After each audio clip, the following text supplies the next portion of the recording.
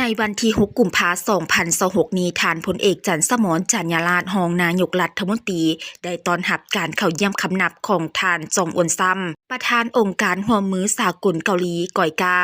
จากสำนักงานใหญ่นครหลวงเซอูลสาธารณรัฐเกาหลีพร้อมด้วยคณะในโอกาสได้เดินทางมาเยี่ยมยามและเฮ็ดเวียกอยู่สาธารณรัฐประชาธิปไตยประชาชนลาว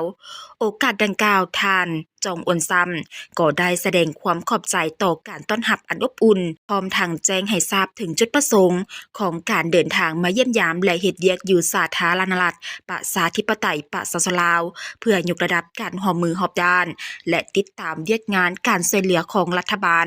สาธารณรัฐเกาหลีให้แก่สาธารณรัฐประชาธิปไตยประชาชนลาวให้นับมือนับดีขึ้นโอกาสนี้ท่านพลเอกจันทร์สมร จันยราชรองนายกรัฐมนตรีก็ได้แสดงความขอบใจ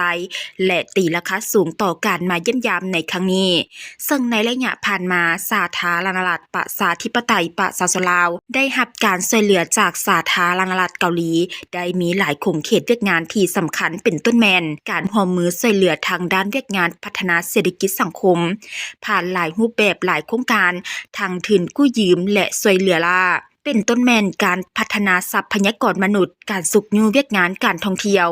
เวียกงานพัฒนาชนบทสาธารณสุขและการเปลี่ยนแปลงดินฟ้าอากาศจากการช่วยเหลือดังกล่าวแม่นมีความสอดคล้องตามแผนนโยบายและแผนพัฒนาเศรษฐกิจสังคม